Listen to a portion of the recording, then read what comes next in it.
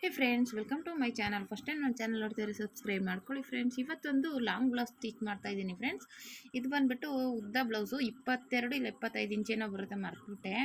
Video ಮಾಡಿ ತುಂಬ ದಿನ ಆಯಿತು. ಅದು ಬಂದುಬಿಟ್ಟು ಸ್ಲೀವ್ಸು ಬಂದುಬಿಟ್ಟು 22 ಅಂದರೆ ಬಫ್ಫು ಮೇಲೆ ಬಫ್ ಬರೋ ಥರ ಬೇಕು ಅಂತ ಹೇಳಿದ್ರು. ಫುಲ್ಲು ಲಾಂಗ್ ಬ್ಲೌಸ್ ಇದು. ಸ್ಲೀವ್ಸು ಅಷ್ಟೇ 22 ಇಂಚಿಗೇನೋ, ಅದು ಬಾರ್ಡರ್ ಸಾಕಾಗಿಲ್ಲ. ಅವರು ಮೂರು ಬಾರ್ಡರ್ನ ಅಟ್ಯಾಚ್ ಮಾಡಿ ಮೇಲ್ಗಡೆ ಬಫ್ ಕೊಟ್ಟು ಹೊಲಿರಿ ಅಂತ ಹೇಳಿ ಅವರೇ ಐಡಿಯಾ ಕೊಟ್ಟು ಹೇಳಿದ ಮೇಲೆ ಅದನ್ನ ನೋಡಿ ಜಾಯಿಂಟ್ ಮಾಡಿದ್ದೀನಿ. 3 ಬಾರ್ಡರ್ ಅಟ್ಯಾಚ್ ಮಾಡಿದ್ದೀನಿ. ಅದ್ರ ಮೇಲೆ ಮೇಲ್ಗಡೆ ಬಟ್ಟೆ ಸ್ವಲ್ಪ ಇದನ್ನ ಬಫ್ಗೆ ಅಡ್ಜಸ್ಟ್ ಮಾಡಿ ರೆಡಿ ಮಾಡಿರುವಂಥ ಸ್ಲೀವ್ಸ್ ಇದು. ಆಮೇಲೆ ಮಾಮೂಲಿ ನೆಕ್ನ ಬ್ಯಾಕ್ ಸೈಡು ಸ್ಟಿಚ್ ಮಾಡಿಕೊಂಡು ಸುತ್ತ ಇನ್ನೌಟ್ ಮಾಡಲಿಲ್ಲ, ಯಾಕೆಂದರೆ ಪೈಪಿಂಗ್ ಕೊಡಬೇಕು ಅಂತ ಹೇಳಿದ್ರು, ಅದು ಬೇರೆ. ಹಂಗಾಗಿ ಕೆಳಗಡೆ ಮಾಮೂಲಿ ಸ್ಟಿಚ್ ಮಾಡಿಕೊಂಡು ಡಾಟ್ ಇಟ್ಕೊಂಡೆ.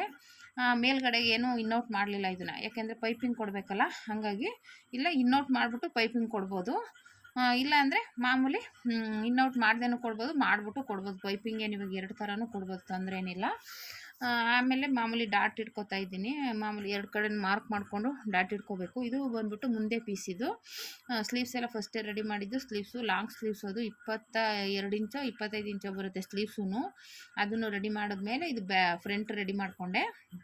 ಈ ಥರ ರೆಡಿ ಮಾಡಿದ್ಮೇಲೆ ಇನ್ನೊಂದು ಮುಂದೆದು ಬಂದುಬಿಟ್ಟು ಅವರು ಅದಕ್ಕೂ 2 ಬಾರ್ಡರ್ ಇತ್ತು ಹಿಂದೆದು. ಅದು ಸೆರ್ಗಲ್ ಬರುತ್ತಲ್ಲ, ಅದು ಈ ಬಾರ್ಡರ್ ಹಿಂದೆ 2 ಮ್ಯಾಚ್ ಆಗೋ ಥರ ಅವರೇ ಹೇಳಿ ಐಡಿಯಾ ಕೊಟ್ಟು ಈ ಥರನೇ ಸ್ಟಿಚ್ ಮಾಡಿ ಅಂತ ಹೇಳಿದ್ರು. ಮತ್ತು ಅವಾಗ ಅದೇ ಥರನೇ ನಾನು ಆಲ್ರೆಡಿ ಲೈನಿಂಗ್ ಕಟ್ ಮಾಡಿದ್ದೆನಲ್ಲ, ಈ ರೀತಿ ಇಟ್ಕೊಂಡು ಅದು ಡಿಸೈನ್ ಬೇರೆ ಸ್ಟ್ರೈಟೇ ಬರಬೇಕಲ್ವಾ, ಅದಕ್ಕೋಸ್ಕರ ಈ ಥರನೇ ಸ್ಟಿಚ್ ಮಾಡಿ ಅಂತ ಹೇಳಿ ಆ ಕಡೆ ಈ ಕಡೆ ಸ್ವಲ್ಪ ಜೈಂಟಿಂಗ್ ಬಂತು ಸೈಡ್ಗೆ. ಅದು ಅದರ ಪೀಸೆಲ್ಲ ಅಡ್ಜಸ್ಟ್ ಮಾಡಿ ರೆಡಿ ಮಾಡಿದೆ. ಅದು ಲಾಂಗ್ ಇದೆಯಲ್ಲ, 25 ಇಂಚೇನೋ ಬರುತ್ತೆ ಅದು ಉದ್ದ. ಆ ಥರ ಡಿಸೈನಲ್ಲಿ ಹೊಲಿಸಿರೋದು. ಸ್ಲೀವ್ಸು ಉದ್ದ ಇದೆ, ಬ್ಲೌಸೂ ಉದ್ದ ಬರುತ್ತೆ, ಆ ಥರ ಇದು. ತುಂಬ ಚೆನ್ನಾಗಿತ್ತು ಒಟ್ಟಿನಲ್ಲಿ ಲಂಗ ಬ್ಲೌಸದು.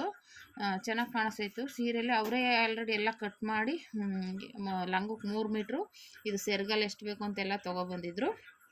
ಹಂಗಾಗಿ ಅದೇನು ಕೊಟ್ಟಿದ್ರು ಅದ್ರಲ್ಲಿ ಒಂದು ಪೀಸ್ ಬಟ್ಟೆನೂ ಉಟ್ಕೊಳ್ಳಿಲ್ಲ, ಎಲ್ಲ ಅಲ್ಲಿಗೆ ಅಡ್ಜಸ್ಟ್ ಆಯಿತು.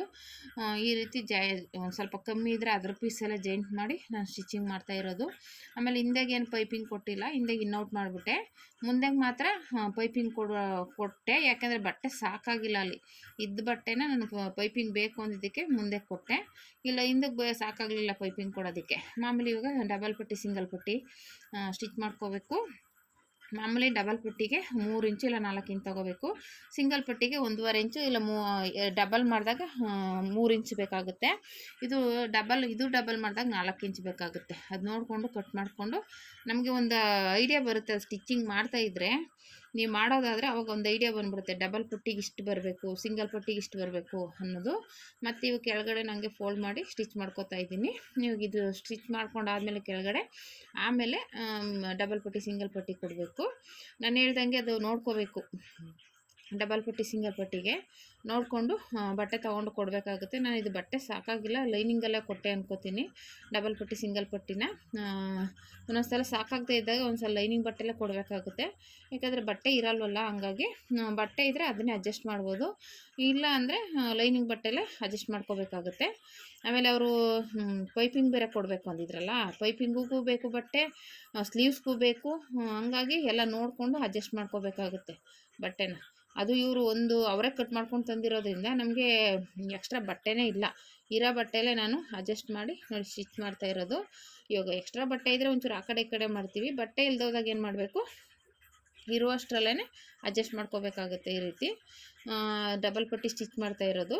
ಇವಾಗ ಡಬಲ್ ಪಟ್ಟಿ ಒಂದು ಕಡೆ ಫೋಲ್ಡ್ ಮಾಡಿಕೊಂಡು ಸ್ಟಿಚ್ ಮಾಡ್ಕೋಬೇಕು. ಡಬಲ್ ಪಟ್ಟಿ ಆದಮೇಲೆ ಸಿಂಗಲ್ ಪಟ್ಟಿಯನ್ನು ಡಬಲ್ ಫೋಲ್ಡ್ ಮಾಡ್ಕೊಂಬಿಟ್ರೆ ಆಯಿತು. ಸಿಂಗಲ್ ಪಟ್ಟಿಗೆ ಇದು ಲೈನಿಂಗ್ ಕೊಡಬೇಕಾಗುತ್ತೆ. ಉಕ್ಸ್ ಪಟ್ಟಿಗೆ ಪಟ್ಟಿಗೆ ಬಂದುಬಿಟ್ಟು ಏನು ಇದು ಕೊಡೋಂಗಿಲ್ಲ, ಲೈನಿಂಗ್ನ ಒಂದು ಫೋಲ್ಡ್ ಮಾಡ್ಕೊಂಡು ಸ್ಟಿಚ್ ಮಾಡಿಕೊಂಡ್ರೆ ಸಾಕು.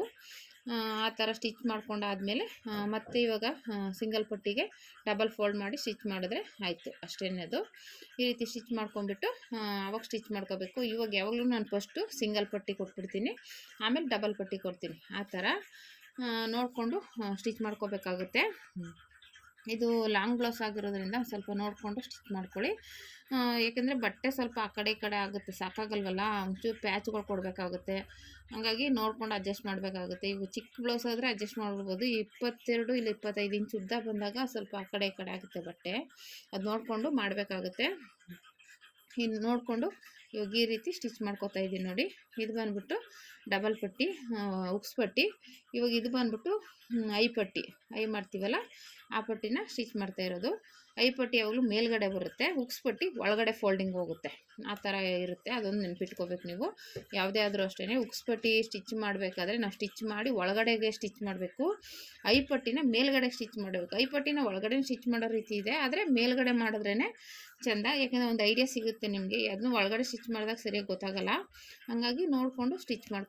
ನೀವು ಐ ಪಟ್ಟಿಗೆ ಬೇಕಂದರೆ ಮೇಲ್ಗಡೆನೇ ಐ ಮಾಡ್ಕೋಬೋದು.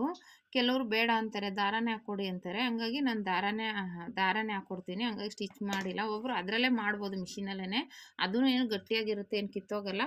ಅದು ಯೂಸ್ ಮಾಡೋದ್ರ ಮೇಲೆ ಹೋಗುತ್ತೆ ಅಷ್ಟೇ. ನೋಡಿ ಈ ರೀತಿ ಬಂತು ಡಬಲ್ ಪಟ್ಟಿ ಸಿಂಗಲ್ ಪಟ್ಟಿ ಸ್ಟಿಚಿಂಗ್ ಆದಮೇಲೆ. ಇವಾಗ ಇದಕ್ಕೆ ನನ್ನ ಫ್ರೆಂಡ್ಗೆ ಇದು ಪೈಪಿಂಗ್ ಕೊಡಬೇಕಾಗಿತ್ತಲ್ಲ ನೋಡಿ, ಉದ್ದಿರೋ ಪೀಸಲ್ಲೇ ಪೈಪಿಂಗ್ ರೆಡಿ ಮಾಡ್ಕೊತಾ ಇದ್ದೀನಿ. ಅದು ಪ್ಲೇನ್ ಪೀಸಲ್ಲೇ ಕೊಡಬೇಕು ಅಂತ ಹೇಳಿದರು. ಅದು ಉಳಿದಿರೋ ಪೀಸ್ ಸಪ್ರೇಟಾಗಿ ಇಟ್ಕೊಂಡು ಅದರಲ್ಲಿ ಕ್ರಾಸ್ ಪಟ್ಟಿ ಕಟ್ ಮಾಡ್ಕೊತಾ ಇದ್ದೀನಿ. ಅದನ್ನು ಕಟ್ ಮಾಡ್ಕೊಂಡು ಮಾಮೂಲಿ ಜಾಯಿಂಟ್ ಮಾಡ್ಕೋಬೇಕು. ನೀವು ಉಕ್ಸ್ ಪಟ್ಟಿ ಆಗಲಿ ಐ ಪಟ್ಟಿ ಆಗಲಿ ಎಮ್ಮಿಂಗ್ ಆಗಲಿ ಪೈಪಿಂಗ್ ಆಗಲಿ ಕ್ರಾಸ್ ಪಟ್ಟಿನೇ ತೊಗೋಬೇಕು, ಸ್ಟ್ರೇಟ್ ಪಟ್ಟಿ ತೊಗೋಬಾರ್ದು. ಡಬಲ್ ಪಟ್ಟಿ ಸಿಂಗಲ್ ಪಟ್ಟಿಗೆ ಸ್ಟ್ರೇಟ್ ತೊಗೋಬೇಕು. ಎಮ್ಮಿಂಗ್ ಆಗಲಿ ಪೈಪಿಂಗ್ ಆಗಲಿ ಕ್ರಾಸ್ ಪಟ್ಟಿನೇ ತೊಗೋಬೇಕು, ಆವಾಗಲೇ ನೀಟಾಗಿ ಬರೋದು. ನೀವು ಯಾವುದೇ ಸ್ಟ್ರೇಟ್ ಪಟ್ಟಿ ತೊಗೊಂಡ್ರೆ ಅದು ಫಿನಿಶಿಂಗ್ ಬರೋಲ್ಲ, ಒಂಥರ ಸುಕ್ಕಾಗುತ್ತೆ. ಹಾಗಾಗಿ ಕ್ರಾಸ್ ಪಟ್ಟಿನೇ ತೊಗೊಳ್ಳಿ. ನೋಡಿ ಈ ರೀತಿ. ಇವಾಗ ಆಲ್ರೆಡಿ ನಾನು ಅದು ಇನ್ನೌಟ್ ಮಾಡಿಬಿಟ್ಟಿದ್ದೀನಿ, ಅದಕ್ಕೆ ಈ ರೀತಿ ನೋಡಿಕೊಂಡು ಸ್ಟಿಚ್ ಮಾಡಿಕೊಂಡು ಅದನ್ನು ಪೈಪಿಂಗ್ ಸಣ್ಣದಾಗಿ ಬರುತ್ತೆ, ನೀಟಾಗಿ ಬರುತ್ತೆ. ಥ್ರೆಡ್ ಪೈಪಿಂಗ್ ಥರನೇ ಅದು ಇನ್ನೌಟ್ ಮಾಡಿದ್ರೂ ಚೆನ್ನಾಗಿ ಬರುತ್ತೆ. ಈ ರೀತಿ ಸ್ಟಿಚ್ ಮಾಡ್ಕೊತಾ ಇದ್ದೀನಿ ಪಟ್ಟಿನ. ಸ್ಟಿಚ್ ಮಾಡ್ಕೊಂಡಾದಮೇಲೆ ಅದನ್ನು ನೀಟಾಗಿ ತಿರುಗಿಸ್ಕೊಂಡು ಒಂದು ಫೋಲ್ಡ್ ಮಾಡ್ಕೋಬೇಕು. ಫೋಲ್ಡ್ ಮಾಡಿ ಸ್ಟಿಚ್ ಮಾಡ್ಕೋಬೇಕು. ಸ್ಟಿಚಿಂಗ್ ಆದಮೇಲೆ ನಾವು ಅದು ಇನ್ನೊಂದು ಫೋಲ್ಡ್ ಮಾಡಿದಾಗ ಎಕ್ಸ್ಟ್ರಾ ಬಟ್ಟೆ ಏನಿರುತ್ತೆ ತೆಗೆದುಬಿಟ್ಟು ಫೋಲ್ಡ್ ಮಾಡ್ಕೋಬೇಕು. ಇವಾಗ ಫೋಲ್ಡ್ ಮಾಡಿದಾಗ ನೀಟಾಗಿ ಕುತ್ಕೊಳ್ಳುತ್ತೆ ಪೈಪಿಂಗು, ಮೇಲ್ಗಡೆ ನೀಟಾಗಿ ಬರುತ್ತೆ, ಒಳಗಡೆನೂ ನೀಟಾಗಿ ಕುತ್ಕೊಳ್ಳುತ್ತೆ. ಅವು ಬೇಕಂದರೆ ಇನ್ನೂ ಪಕ್ಕದಲ್ಲಿ ಒಂದು ಸ್ಟಿಚ್ ಹಾಕೋಬೋದು, ಇಲ್ಲ ಎಮ್ಮಿಂಗ್ ಆದರೂ ಮಾಡ್ಕೋಬೋದು. ನೀಟಾಗಿ ಅದು ಎಕ್ಸ್ಟ್ರಾ ಬಟ್ಟೆ ಜಾಸ್ತಿ ಇದ್ದರೆ ಎಮ್ಮಿಂಗ್ ಮಾಡಬೇಕಾಗುತ್ತೆ, ಇಲ್ಲ ಸ್ಟಿಚ್ ಹಾಕಬೇಕಾಗುತ್ತೆ. ಇಲ್ಲಾಂದರೆ ಏನು ಇಲ್ಲ, ಸಣ್ಣದಾಗೆ ಬಂದರೆ ಏನು ತೊಂದರೆ ಇಲ್ಲ. ನಾವು ಬಟ್ಟೆ ಎಷ್ಟು ತಗೋತೀವಿ ಅದ್ರ ಮೇಲೆ ಅದು ಡಿಪೆಂಡ್ ಆಗುತ್ತೆ. ಒಂಚೂರು 1.5 ಇಂಚು ಜಾಸ್ತಿ ತೊಗೊಬಿಟ್ರೆ ಒಂಚೂರು ಜಾಸ್ತಿ ಬಟ್ಟೆ ಬರುತ್ತೆ, ಇಲ್ಲಾಂದ್ರೆ ಇಲ್ಲ. ನೋಡಿ ಈ ರೀತಿ ಅದ್ರ ಮೇಲೆ ನಾನು ಇನ್ನೂ ಒಂದು ಹೊಲಿಗೆ ಹಾಕೋತಾ ಇದ್ದೀನಿ ನೀಟಾಗಿ ಕುತ್ಕೊಳ್ಳಿ ಅಂತ. ಇವಾಗ ಈ ರೀತಿ ಫ್ರಂಟು ರೆಡಿ ಆಯಿತು. ಇವಾಗ ಇದನ್ನು ಮಾಮೂಲಿ ಫ್ರಂಟು ಬ್ಯಾಕು. ಇವಾಗ ಶೋಲ್ಡರ್ನ ಜಾಯಿಂಟ್ ಮಾಡ್ಕೋಬೇಕು. ನಾನು ಫಸ್ಟು ಸೀದಾ ಸ್ಟಿಚ್ ಮಾಡ್ಕೋತೀನಿ, ಯಾಕೆಂದರೆ ಅಲ್ಲಿ ಮತ್ತೆ ಓವರ್ಲಾಕ್ ಮಾಡೋ ಅವಶ್ಯಕತೆ ಇರೋಲ್ಲ. ನಾನು ಎಲ್ಲ ಬ್ಲೌಸ್ಗೂ ಇದೇ ರೀತಿನೇ ಮಾಡೋದು. ಶೋಲ್ಡರ್ ಹತ್ರ ಮತ್ತೆ ಓವರ್ಲಾಕ್ ಮಾಡೋಕ್ಕೆ ಹೋದ್ರೂ ಅಲ್ಲಿ ಇಷ್ಟೇ ಜಾಗ ಇರುತ್ತೆ, ಮಾಡೋಕ್ಕಾಗಲ್ಲ. ಹಂಗಾಗಿ ಆಲ್ರೆಡಿ ಈ ಥರ ಇನ್ನೌಟ್ ಮಾಡಿಬಿಡ್ತೀನಿ. ಅವಾಗೇನಾಗುತ್ತೆ, ಅಲ್ಲಿ ಓವರ್ಲಾಕ್ ಮಾಡೋ ಅವಶ್ಯಕತೆನೂ ಇರಲ್ಲ, ನೀಟಾಗೂ ಇರುತ್ತೆ, ಹೊಲಿಗೆನೂ ಬಿಚ್ಕೊಳ್ಳಲ್ಲ, ಸ್ಟಿಫಾಗಿರುತ್ತೆ. ಈ ರೀತಿ ಇನ್ನೌಟ್ ಮಾಡ್ಕೊಂಡು ಸ್ಟಿಚ್ ಮಾಡ್ಕೊಂಬಿಟ್ರೆ ಶೋಲ್ಡರ್ನ. ಮತ್ತು ಆಮೇಲೆ ಸ್ಲೀವ್ಸ್ ಕೊಡಬೇಕಾಗುತ್ತೆ. ಸ್ಲೀವ್ಸ್ ಬಂದ್ಬಿಟ್ಟು ನಾನು ಹೇಳ್ದಂಗೆ ಮಧ್ಯದಲ್ಲಿ ಬಫ್ ಬರುತ್ತೆ. ಆಲ್ರೆಡಿ ಅದನ್ನು ಫಸ್ಟೇ ಬಫ್ ಇಟ್ಕೋಬೋದು, ಇಲ್ಲ ಮಧ್ಯದಲ್ಲಿ ನ್ಯಾಚ್ ಹಾಕಿರ್ತೀವಲ್ಲ ಕರೆಕ್ಟಾಗಿ ಅಲ್ಲಿ ಇಟ್ಕೊಂಡಾದ್ರೂ ನೀವು ಬಫ್ ಕೊಡ್ಬೋದು, ತೊಂದರೆ ಏನಿಲ್ಲ. ಇಲ್ಲ ಫಸ್ಟೇ ಬಫ್ ಕೊಡ್ತೀನಿ ಅಂದ್ರೂ ನಡೆಯುತ್ತೆ, ಹಾಗಾದರೂ ಮಾಡ್ಬೋದು. ಇಲ್ಲ ಇವಾಗ ನಾನು ಇಲ್ಲಿ ಮಾಡ್ತಾಯಿದ್ದೀನಲ್ಲ, ಮಧ್ಯ ನೋಡಿಕೊಂಡು ಮಧ್ಯದಲ್ಲಿ ಕರೆಕ್ಟಾಗಿ ಅದರ ಕರೆಕ್ಟಾಗಿ ಮ್ಯಾಚ್ ಮಾಡಿಕೊಂಡು ಬಫ್ ಕೊಟ್ಕೊಂಡ್ರೂ ಸಾಕು. ನೀವು ಎಷ್ಟು ಬಫ್ ಕೊಡಬೇಕು ಅಂತೀರ ನೋಡ್ಕೊಳ್ಳಿ, ಒಂದು ಕಡೆ ಎಷ್ಟು ಕೊಟ್ಟಿರ್ತೀರ ಇನ್ನೊಂದು ಕಡೆ ಅಷ್ಟೇ ಬಫ್ ಬರಬೇಕು.